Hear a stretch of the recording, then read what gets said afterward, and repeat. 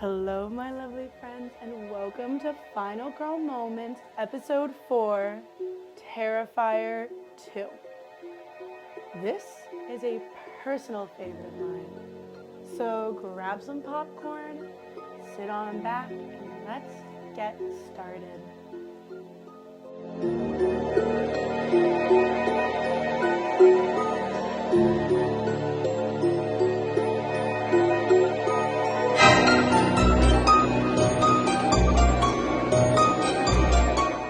Before we get started, I would like to introduce a general trigger warning for violence, murder, and mutilation.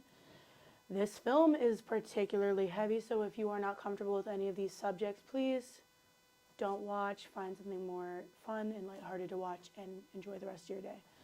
I'll include some links to some mental health services as well as some other resources down in the comments below. And please enjoy.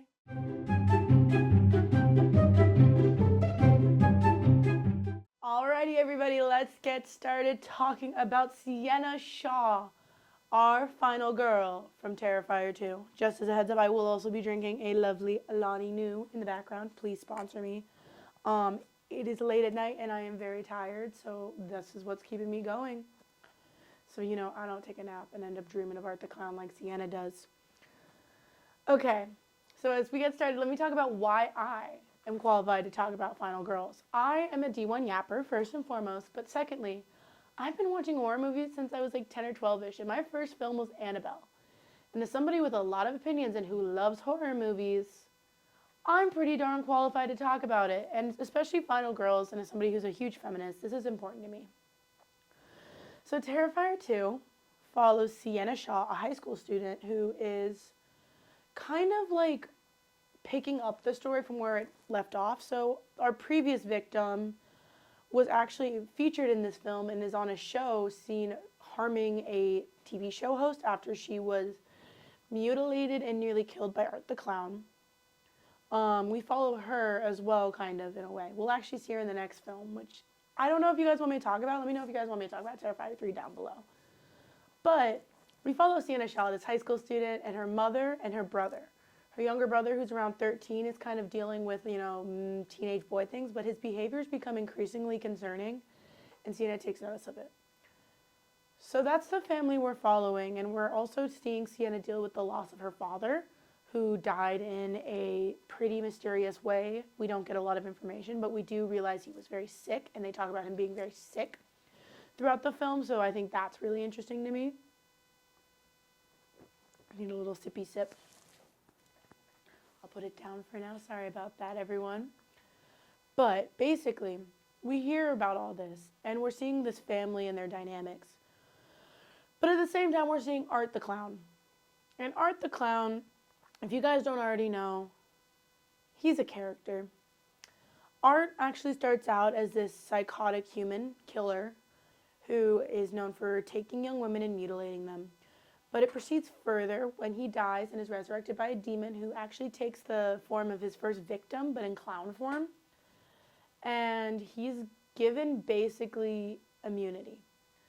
And they kind of talk about this, with every check there comes a balance. And so Sienna is created as this, well, she's not created, she already exists, but she's given this force for good through this sword, which is the only way to kill Art. So Art comes back and goes on a murder spree in the morgue he's already in and absolutely mutilates the mortician who is analyzing him. And so then he moves on, and we get this really nasty scene of him in a laundromat, and this is where he meets the demon, and everything kind of gets set in motion. So our main girl, Sienna, she has this dream after kind of talking to her parents, and we start learning this dynamic. She has this dream about this clown restaurant, and we actually see Art in it. And this is her first experience with Art and his villainy and his violence and all of that and all the above. But basically, Art kills everybody in this dream, and now Sienna is seeing this all happen in real life again, too. And so they're targeted by Art all throughout this film. But next, Sienna goes to school as well as her younger brother, and when they go to school, their younger brother finds a dead possum, and they get in trouble for it. They leave it alone. But then Art and the little dead girl bring it into the school. And so her brother's suspended from school for bringing a dead possum to school because, you know, that's normal and that's healthy. And so their mother's lashing out at them. There's a lot of conflict.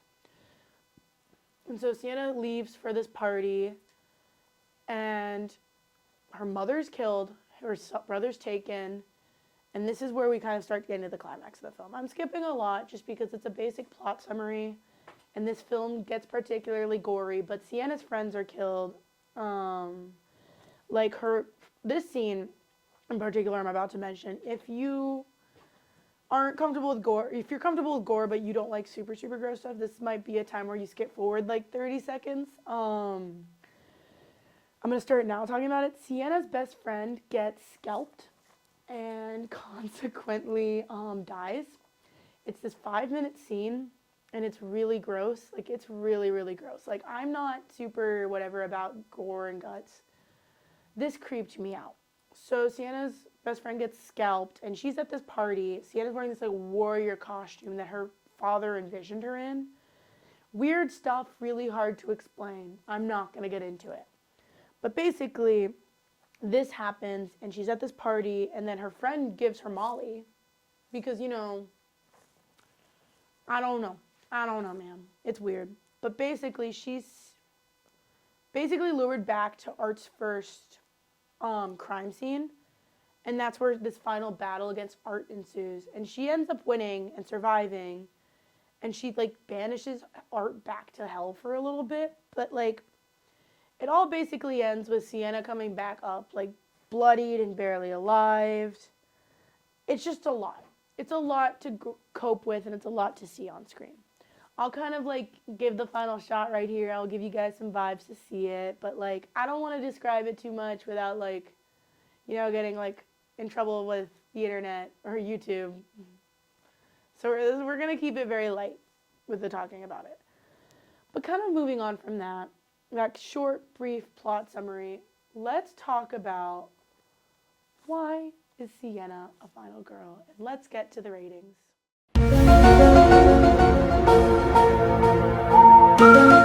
Alright, let's talk about Bella's 4-key scale. Patent pending. I'm going to keep singing it. I don't know if you guys have seen the show Liv and Maddie, but it's like singing loud. But Bella's 4-key scale. So my 4-key scale focuses on 4 separate different keys, like keys to the game, but keys to a final girl. And so my keys are competency, skills, bad bitchery, and is she a final girl? And so each of these are rated out of 10, and they're based on my personal opinions and the character's actions throughout the film. And that's basically how I judge it. So let's get started. For competency, I give Sienna a 10 out of 10. She is on it the entire time. She knows something's up. She's wanting to actively investigate, but she's also not trying to die. And I really respect that. I think she does a really good job throughout the film of being able to handle herself and cope with the death of her father. Like, that's hard, especially as like a 16-year-old girl. Like, I could personally never. Skills, I'm going to give her a 9 out of 10. She handles herself really well throughout the film, and she manages to fight Art. Like, she is physically wounded, but she fights Art and, like, manages to kind of come out alive. And I think that's really impressive.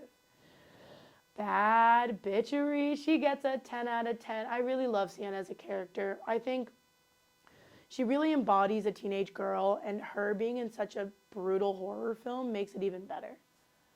And finally, is she a final girl in my opinion? Yeah, she gets a 10 out of 10. Sienna is a final girl in the definition. She survives this entire film and follows the trope almost to a T. And I think it's a really cool watch. And I think it's really just, in general, such a cool film.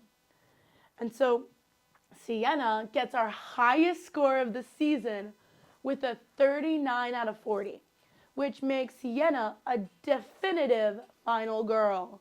You could even say the final girl of the century. So kind of my final thoughts on this film is Terrifier 2, while I love talking about it, it's a really gory film. And talking about this online and being able to share this, like, it's really difficult to get into it without getting too graphic. And mind you, we've talked about Midsommar this year, so that says a lot. But I really think Sienna really embodies the character of a final girl, and I think it's really interesting in how we'll see her character develop in Terrifier 3. I think that'll really make it more pivotal and make it more interesting. So let me know in the comments if you guys want me to talk about Terrifier 3. I know we were supposed to have a guest on today, but unfortunately life happens and they weren't able to come on. But we will be having my good friend Alexandra Huerta on next week to talk about, drumroll please, I'm going to put drumroll sound effects on top of this, but it's going to sound real silly. We're going to be talking about Friday the 13th. So let me know how excited you guys are down in the comments below, and have a wonderful, amazing, spooky day. Stay spooky. Bye, guys.